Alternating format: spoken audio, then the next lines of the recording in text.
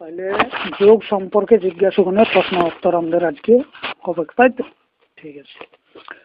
না, একদিন সৎসঙ্গে পরম আত্মীয় শ্রদ্ধেয় পতঞ্জলি মুনি যোগীর প্রবচন দেওয়ার পর জিজ্ঞাসুগণ জিজ্ঞেস করলেন, আপনার যোগীর বক্তব্য আমাদের সকলকে ভালো লেগেছে, আপনি বলুন যোগ সাধন করতে হলে প্রথমে কি প্রয়োজন? পতঞ্জলি মুনি বললেন, ধন্যবাদ, তোমরা ঈশ্বরের পুষ্ট হয়েছ। যোগ সাধন করতে হলে তোমাদের প্রথম একটি শ্লোক আমি বলবো, সেটাই সমাধিপাতের প্রথম সূত্র। অথ যোগানুশাসন, অর্থাৎ যোগ সাধন করতে হলে প্রথমে যোগের অনুশাসন, অর্থাৎ যোগের সমস্ত নিয়ম কানুন মানতে হবে। তখন জিজ্ঞাসুগণ জিজ্ঞেস করলেন, ভালো কথা, আমরা সকলে আপনার সমস্ত যোগের নিয়ম মানব, কিন্তু আপনি বলুন তাতে আমাদের কি লাভ হবে? পতঞ্জলি মুনি বললেন, কি লাভ হবে? আমি দ্বিতীয় শ্লোক বলবো, এটা সমাধিপাতের দ্বিতীয় সূত্র।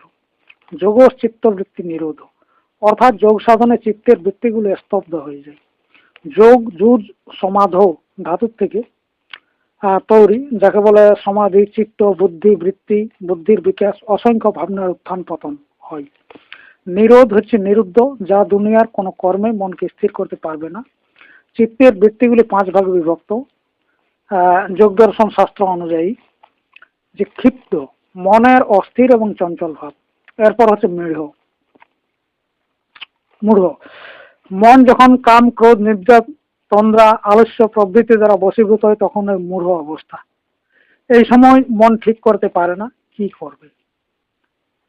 বিক্ষিপ্ত, মন কোনো একটি বিষয়ে কিছুক্ষণ সুখ আস্বাদনের পর স্বভাব দোষে অন্য এক সুখ আস্বাদনের জন্য চঞ্চল হয়ে ওঠে। একাগ্র, মন অন্তরে ও বাইরে কোনো এক বিষয়ে স্থির থাকে।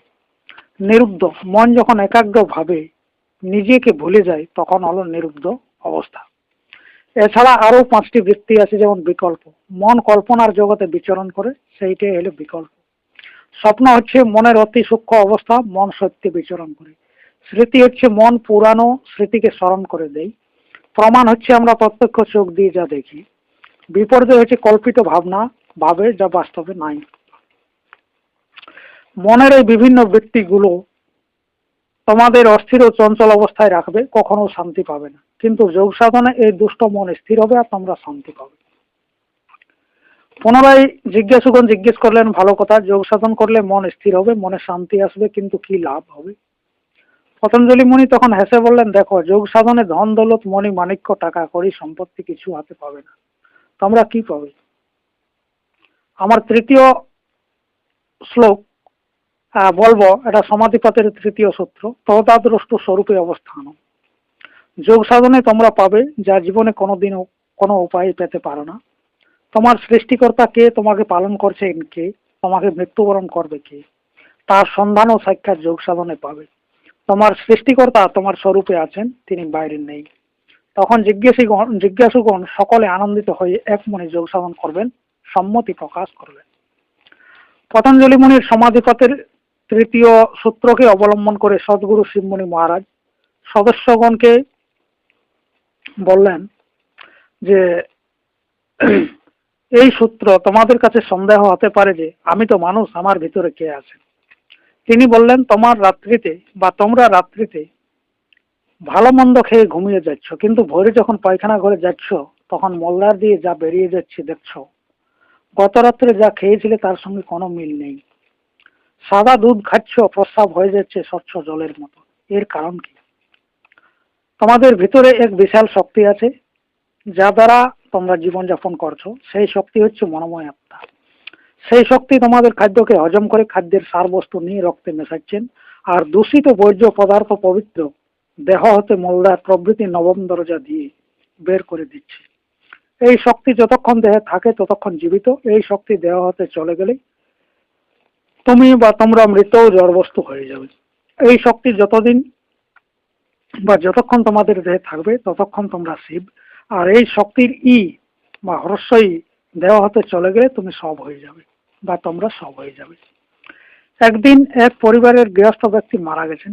ঘরের মালিক মারা যাওয়ার জন্য মেয়েরা, আত্মীয় স্বজন, বন্ধু বান্ধব সকলে শ্রদ্ধা জানাতে এসেছেন। মেয়েরা চিৎকার করে কাঁদছিল, হাই হাই গো, আমার বাবা তো মরে গেছেন গো, হাই হাই গো, আমার বাবা তো মরে গেছেন গো। আমার বাবা জ্যৈষ্ঠ মাস হলে আমার বাড়িতে আম কাঁঠাল নিয়ে যেতেন গো, আর আমার বাড়িতে কে যাবেন গো। সেই সময় রাস্তা দিয়ে এক জ্ঞানী যাচ্ছিলেন। হঠাৎ ক্রন্দন শুনে তিনি বাড়ি খুঁজে পৌঁছলেন। তিনি মেয়েকে জিজ্ঞেস করলেন, মা কি হয়েছে গো। মেয়ে কোনো কথা না শুনে শুধু কাঁদছে, বলছে, হাই হাই গো, আমার বাবা তো মরে গেছেন গো। তখন জ্ঞানী মৃত ব্যক্তির মুখে কাপড় খুলে দিয়ে বললেন, কি রে মা, এই তো তোর বাবা শুয়ে আছেন, নে তোর বাবাকে নে। মেয়ে শুধু চিৎকার করে কেঁদে যাচ্ছে। জ্ঞানী বললেন, দেখ বেটি, এই দেহের মধ্যে চেতন ছিলে বলে এই দেহ তোর বাবার হয়েছিল। দেহ হতে চেতন চলে গেছে, এই দেহ জড় বস্তু হয়ে গেছে। এই চেতনই হচ্ছে আত্মা, আত্মার জীব বিনা থাকতে পারে না। এই কথা শ্রবণ করে সদ্গুরু বা সদস্যগণ সদ্গুরু শিবমুনি মহারাজকে জিজ্ঞাসা করলেন, এই আত্মা কি জিনিস, আত্মা কোথায় থাকে, আত্মার দর্শন কি প্রকারে পাওয়া যায়, এইসব সম্পর্কে আপনি খুলে বলুন, শুনতে খুব ইচ্ছা হচ্ছে। সদ্গুরু শিবমুনি মহারাজ বললেন, আত্মন শব্দ হতে আত্মা শব্দ হয়েছে। আমাদের সৃষ্টি স্থিতি এবং লয়কর্তা হচ্ছে আত্মদেব। ইনি সমগ্র বিশ্ব সৃষ্টি করেছেন। বেদ বলেছেন, সর্বখল বিদম ব্রহ্ম, দুনিয়ার সবকিছু ঈশ্বর সৃষ্টি করেছেন, কিন্তু তিনি জীবের মধ্যে বাস করে থাকেন আর জড় সৃষ্টি করেন। শ্রীমদ্ ভাগবত বলেছেন, ঈশ্বর সর্বভূতানাং হৃদয়েষু অর্জুন তিষ্ঠতি, ঈশ্বর সর্বজীবের মধ্যে আছে। অহম আত্মা গুড়াকেশ সর্বভূতাশ্রয় স্থিত, শ্রীমদ্ ভাগবত গীতা। হে গুড়াকেশ বা অর্জুন, আমি সমস্ত জীবের মধ্যে আছি। সেই জন্য শিবমুনি মহারাজ বললেন, জীবেই ব্রহ্ম মানুষই ভগবান। জীবনং সর্বভূতেষু, শ্রীমদ্ ভাগবত। সর্বজীবের জীবন আমি। ভূত নামস্যি চেতনা, শ্রীমদ্ ভাগবত। সর্বজীবের চেতন হলো আমি। আত্মদেবকে সাধন ব্যতিরেকে দেখা যায় না, কিন্তু সর্বত্রই তিনি সর্বক্ষণ আছেন। যোগ শাস্ত্র বলেছে, কাষ্ঠ মধ্যে যথা বন্যী, পুষ্পে গন্ধ পয় ঘৃতম, দেহ মধ্যে তথা দেব পাপ পুণ্য বিবর্জিতম। দুধের মধ্যে ঘৃতেও আছে, খালি চোখে দেখা যায় না যতক্ষণ পর্যন্ত তার পিছনে কর্ম না করা হচ্ছে। পুষ্পে অবশ্যই গন্ধ আছে, কিন্তু তাকে পৃথক করা যায় না। কাষ্ঠ মধ্যে অগ্নি অবশ্যই আছে, কিন্তু ঘর্ষণ না করা পর্যন্ত জ্বলে না। প্রকৃতির মধ্যে বায়ু আছে ধ্রুব সত্য, কিন্তু সেই বায়ুকে ধরা যায় না। শিবমুনি महाराज बोलन, तिल में तेल हो, तिल को सैकड़ों सैकड़ों काट लेने की तेल नहीं देखा है। तिल को तिल के हजार हजार टुकड़ो टुकड़ो काटले तेल बेरोবে না, কিন্তু তিলকে তাপ দিলে তেল বেরোয়, যার জন্য মেশিনে পেশন করতে হয়। বুঝলে? এরপর বলছে যে আত্মদর্শন কিভাবে হয় বা কি প্রকারে হয়, তাই তো। যে প্রথম হচ্ছে প্রতিমা পূজা। প্রতিমা হচ্ছে প্রতিমূর্তি। মনের মধ্যে ঈশ্বরত্ব আনার জন্য প্রতিমার পূজা করা হয়। মানুষের ভাবনা দ্বারা প্রতিমা দেবতা হয়। উপনিষদ বলেছে, ন কাষ্ঠে ন বিদ্যতে দেবা, ন পাষাণে ন মৃন্ময়ী, ভাবহি বিদ্যতে দেব, তস্মাৎ ভাবহি কারণ। পিতামাতার প্রতিচ্ছবিকে ফুল চন্দন দিয়ে শ্রদ্ধা করা হয়, কিন্তু পিতামাতার ছবিতে পিতামাতা থাকে না। ওই প্রতিচ্ছবি দেখলে পিতামাতার স্মরণ হয়। হাজার হাজার বছর আগে মূঢ় মানুষকে ঈশ্বর ভাবনা দেওয়ার জন্য মনি ঋষিরা প্রতিমা পূজার প্রচলন করেছিলেন, কিন্তু বর্তমানে তার কোনো সুফল হয়নি।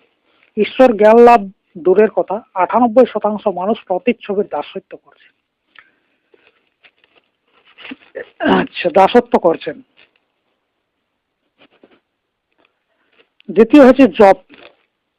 জপ, স্তোত্র আদি পাঠ। ঈশ্বরের চিন্তায় এক মনে প্রতিমা পূজা করলে সর্বক্ষণ মনের মধ্যে সেই ঈশ্বর নাম জপ অথবা ঈশ্বরের স্তোত্র পাঠ হতে থাকে বা থাকবে। এতে ঈশ্বরত্ব লাভ বা আত্মদর্শনের পথ সুগম বা সহজ। বর্তমান প্রতিমা পূজায় ঈশ্বর ভাবনা বাদ দিয়ে জড়মূর্তির কাছে দাসত্ব করছে, সেই জন্য এই পথ আত্মদর্শনের সুগম হয়। তৃতীয় হচ্ছে কি উত্তম মানস পূজা। মনের দ্বারা পূজা, জীবের প্রতি বিশেষত মানুষের প্রতি শ্রদ্ধা, ভক্তি, প্রেম, ভালোবাসা দান, এটাই হলো মানস পূজা। এর জন্য অষ্টাঙ্গ যোগ সাধন অবশ্যই প্রয়োজন। যম মানুষের উচ্ছৃঙ্খলা থেকে বন্ধ করে। নিয়ম মানুষের ভিতরের ময়লা পরিষ্কার করে। আসন শারীরিক দোষ নষ্ট করে। প্রত্যাহার শারীরিক পাপ বা জ্ঞান নষ্ট হয়। ধারণা মন স্থির হয়। ধ্যান আত্ম সাক্ষাৎকার হয়। সমাধি শরীর দৃঢ় হয়, মুক্তি লাভ হয়। এই মুক্তি আবার 4 প্রকারের হয়ে থাকে, যেমন সালোক্য, সহলোক অর্থাৎ সমাধিতে ঈশ্বরের সঙ্গে এক লোকে বাস হয়। সামীপ্য, সমীপিস্থ হওয়া অর্থাৎ সমাধিতে ঈশ্বরের সঙ্গে একত্রে অবস্থান। সাযুজ্য, সহযোগ অর্থাৎ ঈশ্বরে যুক্ত হয়ে সংস্থিতি। নির্বাণ, সমাধিতে ঈশ্বরে লীন হওয়া। চতুর্থ হচ্ছে সোহম, মানস পূজা করতে করতে মানুষের মধ্যে জাগ্রত হয় আমি ব্রহ্ম, আমি সেই ঈশ্বর। এটাই আত্মদর্শন, এটাই হলো স্বরূপ দর্শন।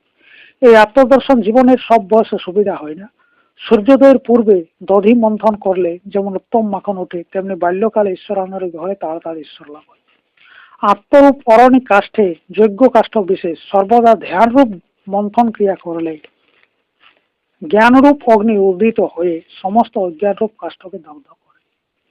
এরপর বলছি পরব্রহ্ম উপাসনা সম্বন্ধে, বা পরব্রহ্ম উপাসকানং কি মনই সাধনান্তরই, মহানির্বাণতন্ত্রে এই কথাটা উল্লেখ করে।